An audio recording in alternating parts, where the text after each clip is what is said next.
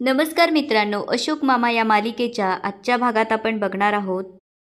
ईशानच्या मनात शाळेबद्दलची भीती असल्याने झोपेत तो मला शाळेत नाही जायचं, मला पाठवू नका, मला खूप भीती वाटते असं बोलू लागतो. त्याचं बोलणं ऐकून अशोक मामांना जाग येते आणि ते त्याच्या जवळ जाऊन त्याला विचारू लागतात, काय रे बाळा, काय झालं तुला? आणि ते त्याच्या डोक्यावर हात ठेवतात. तेव्हा त्यांच्या लक्षात येतं की तो तापाने फणफणलेला असतो. ईशान अचानक अशोक मामांचा हात पकडून बोलू लागतो की पल्लवी, मला शाळेत नाही जायचंय, मला ते मुलं खूप चिडवतात, मला भीती वाटते. हे ऐकल्यावर अशोक मामांच्या लक्षात येतं की शाळेच्या भीतीमुळे ईशानने ताप काढलेला असतो. आता सकाळ झाल्यानंतर सगळ्यांना ही गोष्ट जेव्हा समजते तेव्हा सगळेजण ईशानजवळ येतात. तेव्हा भैरवी त्याच्या डोक्यावर थंड पाण्याच्या पट्ट्या ठेवू लागते. तेव्हा अशोक मामा ईशानला विचारतात, काय रे बाळा, बरं वाटतंय ना आता? तेव्हा ईशान म्हणतो, हो आजोबा. ईशान इराला म्हणतो, इरा, आज माझी सरप्राईज टेस्ट बुडणार आहे. मी जर शाळेत गेलो तर ती मुलं पुन्हा चिडवतील मला. त्यावर इरा म्हणते, डोंट वरी ईशान, तू आता रेस्ट कर, मी टीचरला सांगते त्या मुलांना पनिश करायला. तेव्हा अनिश अशोक मामांना म्हणतो, बाबा तुम्ही रात्रभर एकटेच त्याच्या उशाशी बसून होतात. तेव्हा भैरवी म्हणते, बाबा आम्हाला का नाही उठवलं तुम्ही? त्यावर ते म्हणतात, काय तुमची आधीच धावपळ होते भैरवीची ऑफिसमध्ये आणि अनिशचीही काल घरात धावपळ झाली. त्यावर भैरवी म्हणते, पण बाबा तुम्हाला त्रास झाला त्याचं काय? त्यावर ते म्हणतात, तसंही मला भली झोप येतच नाही, मी जागा राहू शकतो. तेव्हा अचानक भैरवीचं संयमीकडे लक्ष जातं. संयमी रडत असते. तिला बघून भैरवी तिला विचारते, समा काय झालं बाळा? तेव्हा ती रडू लागते आणि म्हणते, माऊ आय एम रिअली सॉरी, तुम्ही इतके प्रॉब्लेममध्ये असताना मी लक्ष दिलं नाही. आय प्रॉमिस मी इथून पुढे अशी नाही वागणार. तेव्हा भैरवी तिला जवळ घेत म्हणते, इट्स ओके, डोंट वरी. तेव्हा अशोक मामा विचारतात, आता कसं करायचं? आज कोण थांबणार आहे ईशानजवळ? तेव्हा अनिश म्हणतो, आय एम सो सॉरी, मला आज ऑफिसला जावं लागणार आहे, माझी खूप कामं पेंडिंग आहे. तेव्हा अशोक मामा म्हणतात, असं करा, मी थांबतो ईशानजवळ. त्यावर भैरवी म्हणते, नको बाबा, तुमची आधीच खूप दमछाक झाली आहे, मी थांबते. तेव्हा अशोक मामा हसू लागतात. त्यावर भैरवी त्यांना विचारते, बाबा हसायला काय झालं? तेव्हा ते म्हणतात, तुम्ही दोघांनी समजुतीने तोडगा काढला म्हणून जरा बरं वाटलं. तेव्हा ईशान म्हणतो, सॉरी, हे सगळं माझ्यामुळे होतंय. तेव्हा अशोक मामा त्याला म्हणतात, अरे नाही रे सोन्या, उलट सगळेजण शहाण्यासारखे वागतायत, घराची जबाबदारी घेतायत, भांडणं विसरून सगळे परत येत आहेत, फक्त तुझ्यामुळे. तू आराम कर. आता इकडे शाळेची तयारी करून इरा, संयमी, अशोक मामा आणि अनिश बाहेर आलेले असतात. तेव्हा इरा विचारू लागते, आजोबा जगन काका नाही आले का आज? त्यावर ते म्हणतात, मी त्याला सांगितलंय की मुलं 5 मिनटं जरी उशिरा आली तरी थांबायचं नाही, शिस्त म्हणजे शिस्त. तेव्हा ती विचारते, मी आता कशी जाणार शाळेत? तेव्हा संयमी म्हणते, काका मी तिला ऑन द वे सोडू का? त्यावर तो म्हणतो, नाही नाही, आज माऊची गाडी आहे माझ्याकडे, मी तुम्हाला सोडतो.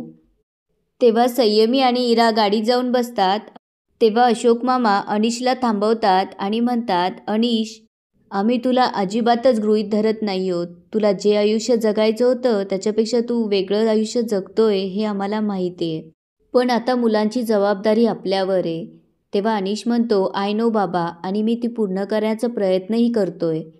तेव्हा ते म्हणतात, मान्य आहे, पण ते करताना उगाचच चिडचिड करू नकोस आणि त्यांच्यासमोर तर अजिबातच नको, कारण त्यांना असं वाटायला नको की आपण यांच्यावर ओझं आहोत. हे ऐकल्यानंतर अनिश म्हणतो, नाही बाबा, मुलं अजिबात ओझं नाही आहेत माझ्यावर. आणि तो म्हणतो, पण बाबा खरं सांगू, मला कधी कधी ना खूप प्रेशर आल्यासारखं वाटतं.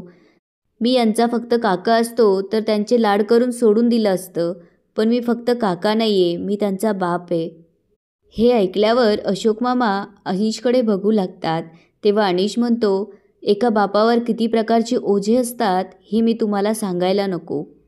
हे ऐकल्यानंतर अशोक मामा शांत उभे राहतात. आता इकडे भैरवी ईशानची पूर्ण काळजी घेत असते आणि वेळेवर त्याला औषधंसुद्धा देत असते आणि ऑफिसमध्ये येणारे कामाचे फोन पण ती आज घेणार नसते. तेव्हा ईशान विचारतो, माऊ अगं तू फोन का घेत नाही आहेस? त्यावर ती म्हणते, कशाला, आज फक्त मिशन ईशानचा ताप, बाकी कामाला सुट्टी. तेव्हा ईशान तिला म्हणतो, म्हणजे तू आज दिवसभर अशीच बसून राहणार आहेस? त्यावर ती म्हणते, ऑफकोर्स. तेव्हा ईशान म्हणतो, माऊ यार बोर होतंय, मोबाईल देतेस का? तेव्हा ती म्हणते, अजिबात नाही.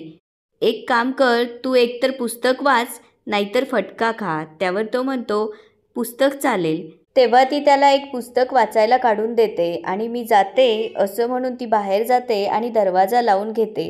पुन्हा दरवाजा उघडून डोकून बघते तेव्हा ईशान हसू लागतो आणि म्हणतो, माऊ डोंट वरी, मी पुस्तकच वाचतोय, त्याच्या खाली मोबाईल अजिबात नाहीये, बघून घे.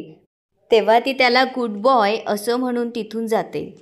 आता इकडे अशोक मामा जेव्हा ऑफिसमध्ये येतात, आल्या आल्या तृप्ती त्यांना म्हणते, माझगावकर एक अर्जंट काम आहे. त्यावर ते वैतागून म्हणतात, अहो थांबाव जरा, आपण इकडे ऑफिसमध्ये काम करायलाच येत असतो, पण निदान इथे आल्यानंतर 2 मिनिटं सेटल व्हायला तर द्या. त्यावर तृप्ती म्हणते, माझगावकर तेवढाही टाईम नाही आपल्याकडे, एक मोठा मेजर ब्लंडर झालाय.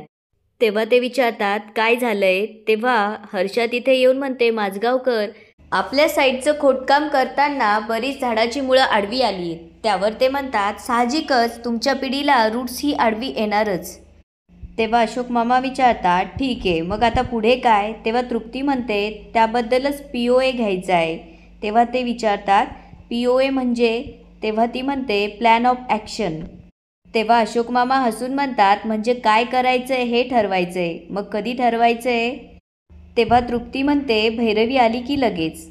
आणि ती बोंजाळेंकडे जाऊन म्हणते, बोंजाळे ऑफिसमध्ये मीटिंगसाठी चेअर्स लावा आणि माझ्यासाठी एक कॉपी आणा. तितक्यात गायधनी म्हणतात, 1 मिनिट, भैरवीचा मेसेज आला आहे की ती आज कामावर येणार नाही आहे. तेव्हा हर्षा अशोक मामांना म्हणते, व्हॉट? मग हे तुम्ही आधी आम्हाला का नाही सांगितलं? तेव्हा अशोक मामा तिला म्हणतात, हे मी सांगायचं? तेव्हा हर्षा म्हणते, ऑफकोर्स तुम्ही नाही मग कोण सांगणार? मला असं वाटलं होतं की तुमच्या दोघांमध्ये सॉलिड कम्युनिकेशन असेल. तेव्हा अशोक मामा म्हणतात, नाही, सून म्हणून निश्चित आहे, पण आज माझी बॉस कामावर येणार नाही हे मी सांगायचं का तुम्हाला?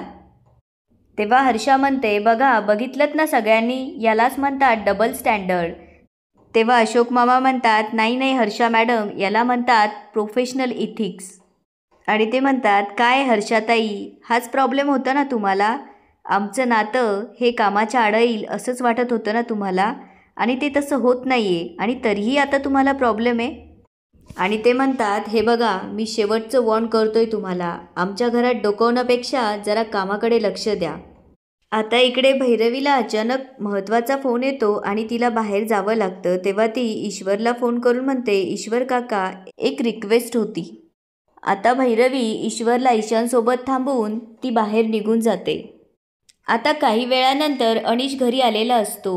तेव्हा तुषार त्याच्याकडे येऊन म्हणतो, अनीश बरं झालं तू आलास, मी तुझ्याचकडे येत होतो. तेव्हा अनीश त्याला विचारतो, काय रे काय झालं? तेव्हा तो सांगू लागतो की आमचे पिताश्री दुपारपासनं तुमच्या घरी जाऊन बसले. तेव्हा अनीश त्याला म्हणतो, अरे मग एवढं चिडायला झालं काय? त्यावर तो म्हणतो, चिडू नको मग काय करू अनीश, एकतर घराचं लॉक बदलायचं काम दिलंय, त्याच्याकडे कोण लक्ष देणार? तेव्हा अनीश म्हणतो, अरे तू थांब ना, त्यात काय एवढं? त्यावर तो म्हणतो, अरे त्यामागे माझे 2 तास वाया गेले, एकतर चाव्यांचा जुडगा त्यांनीच हरवला आणि विचारल्यावर आठवत नाही म्हणतायत, एकतर तो चावीवाला येऊन बसला, त्याच्यावर लक्ष ठेवायला नको का, आणि तुझ्या घरी जाऊन बसलेत. तेव्हा अनीश म्हणतो, अरे ईशानला ताप आलाय, त्याला बघायला गेला असेल.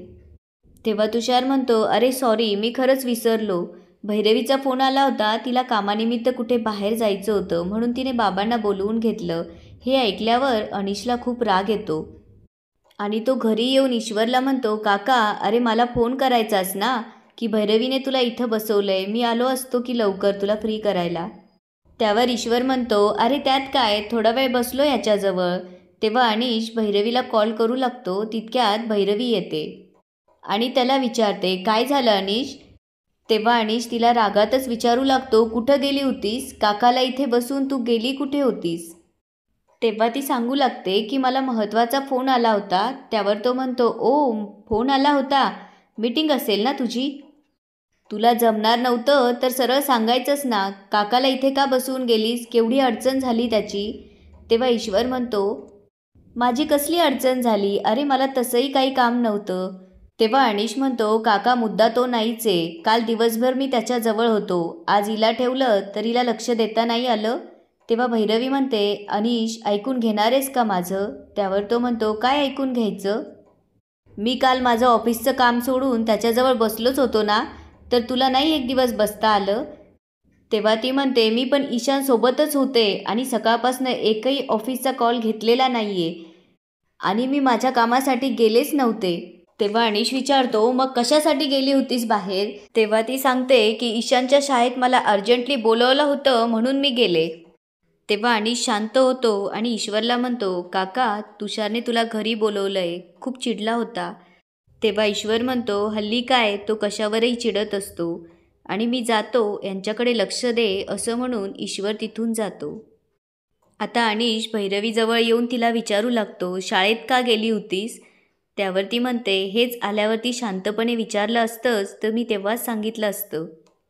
तेव्हा अनिश शांतपणे विचारतो, काय झालं होतं? तेव्हा ती सांगू लागते की ईशानबद्दल खूप कंप्लेंट्स आल्या आहेत अनिश. शाळेत गेल्यापासनं त्यांनी होमवर्क पण केला नाही, एक असाइनमेंट पण पूर्ण केली नाही आणि काल परवा तर त्याने त्याच्या क्लासमधल्या मुलाच्या वहीची पानं फाडलेत. त्याची आई आली होती कंप्लेंट घेऊन.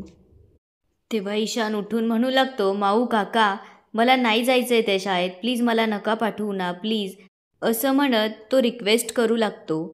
आता इकडे अनिश आणि अशोक मामा बसलेले असतात. तेव्हा अनिश म्हणतो, बाबा ईशानला बहुतेक त्या शाळेच्या भीतीमुळे ताप आला. आता बघा ना भैरवीसोबत कसा उड्या मारत गेला. तेव्हा अशोक मामा म्हणतात, मी जातो उद्या त्याच्या शाळेत.